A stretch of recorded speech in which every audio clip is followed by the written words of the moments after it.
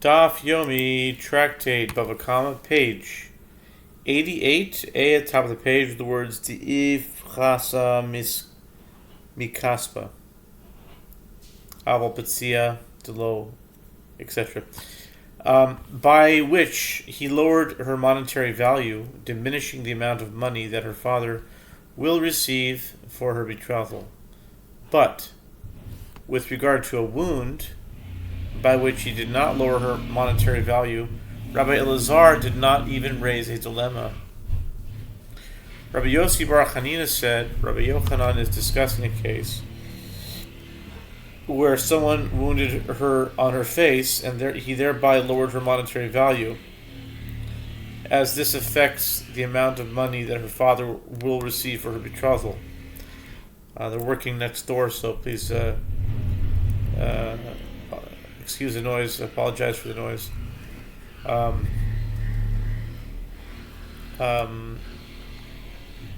The Mishnah teaches one who injures a Canaanite slave belonging to others is liable for all of the other five types of indemnity. Rabbi Yehuda says Canaanite slaves do not have humiliation, so one who injures a slave pays only the other four types of indemnity. What is the reasoning of Rabbi Yehuda? The Gemara explains the verse states with regard to indemnity of humiliation, when a men strive together, a man and his brother, Deuteronomy 25:11, the formulation of and his brother teaches that the payment of compensation for humiliation is applicable with regard to someone who has a relationship of brotherhood with a Jew. This is excluding a Canaanite slave who does not have a relationship of brotherhood with Jews. And the sages who hold that a Canaanite slave is included in the halachot of compensation for humiliation maintain that he is the Jew's brother with regard to the observance of mitzvot, as a Canaanite slave is obligated to observe most mitzvot. The Gemara challenges, if that is so, that according to Rabbi Yehuda, who holds that slaves are not in the category of brothers, conspiring witnesses who testify that a Canaanite slave committed a sin punishable by capital punishment should not be put to death by the court. As it is written, you shall do unto him as he conspired to do unto his brother. Deuteronomy 19:19. And the slave is not considered a brother. Rava said that Rav Sheshet said, the same verse states, with regard to conspiring witnesses, and you shall put away the evil from your midst, indicating that the punishment for conspiring witnesses should be applied in any case, including when they testified about a slave. The Gemara raises another challenge. If that is so, then according to the sages who hold that slaves are in the category of brothers, a Canaanite slave should be fit for kingship, as it is written, one from among your brothers shall you set a king over you. Deuteronomy 17:15. The sages say in response, but according to your reasoning, the halacha disqualifying a convert from being king should pose a difficulty for you, according to all opinions, both according to the opinion of the sages and of Rabbi Yehuda.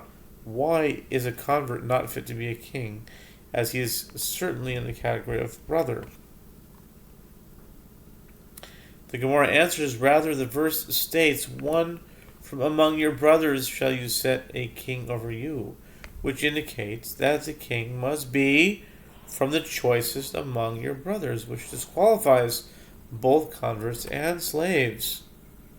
The Gemara challenges further, if that is so, then according to the sages who hold that slaves are in the category of brothers, a Canaanite slave should be fit to bear witness.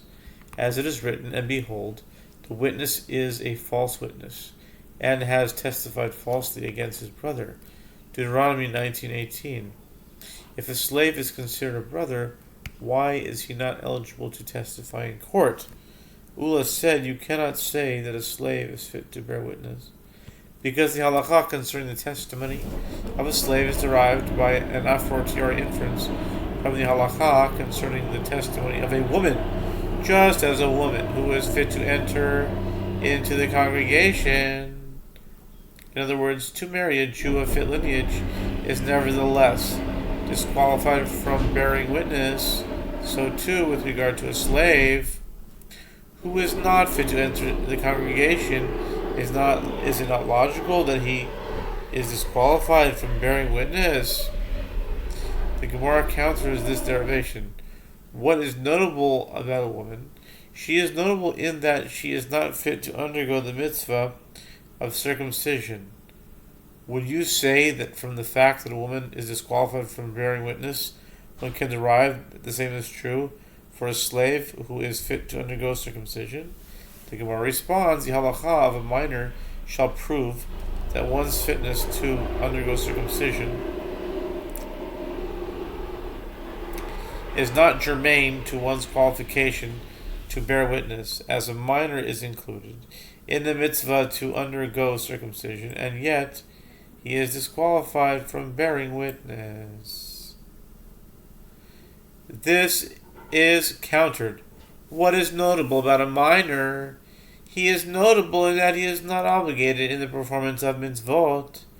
Would you say that from the fact that a minor is disqualified from bearing witness, one can derive the same is true for a slave who is obligated in the performance of mitzvot? The Gemara answers, the halakha of a woman shall prove this matter, as she is obligated in the performance of mitzvot and is disqualified from bearing witness. And the derivation has reverted to its starting point. B'chazar hadin. The aspect of this case is not like the aspect of that case. Lo re'izeh k'rizeh. And the aspect of that case is not like the aspect of this case, as each case has its own unique halakha. Their common denominator is that both a woman and a minor are not obligated in the performance of all the mitzvot and are disqualified from bearing witness. I will also bring the case of the slave for inclusion to this halakha, as he is also not obligated in the performance of all the mitzvot and is disqualified from bearing witness. The derivation is rejected. What is notable about their common denominator? It is notable in that a woman or a minor is not a man, and this is why they are disqualified from bearing witness. Would you say that from the fact that they are disqualified from bearing witness, one can derive that the same is true for a slave who is a man? The Gemara offers a different derivation. Rather, derive the halakha that a slave is disqualified from bearing witness from that of a robber who is disqualified from bearing witness. The Gemara objects, what is notable about a robber? He is notable in that his actions caused him to be disqualified. Would you say that from the fact that a robber is disqualified from bearing witness, one can derive the same is true for a slave whose actions did not cause him to be unfit? The Gemara answers, rather derive the halakha from a robber and from one of those other two, either a woman or a minor. Their common denominator is that they do not observe all the mitzvot and are disqualified from bearing witness. So too a slave does not observe all the mitzvot and is disqualified from bearing witness. Mar, the son of Ravina, said, another derivation.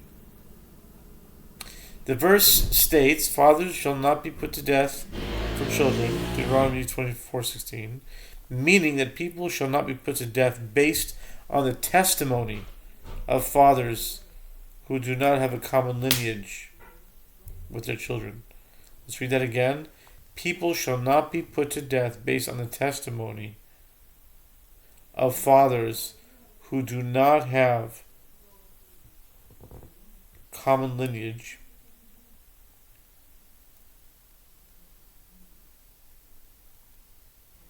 with their children.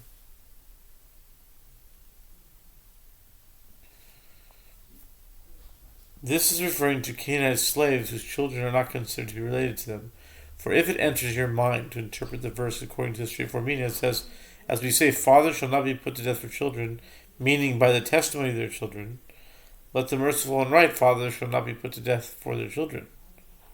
What does the verse teach by stating only children without the word there? Learn from this formulation that people shall not be put to death based on the testimony of fathers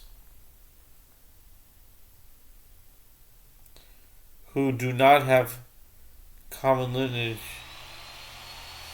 with their children.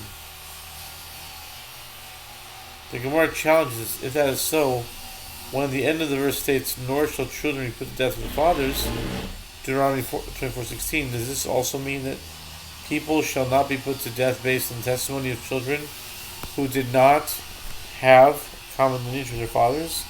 If that were the case, it would also be the case that a convert would be disqualified from bearing witness as one who converts.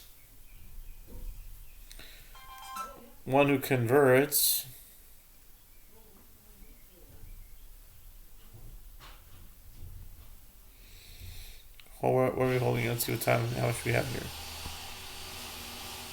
Okay.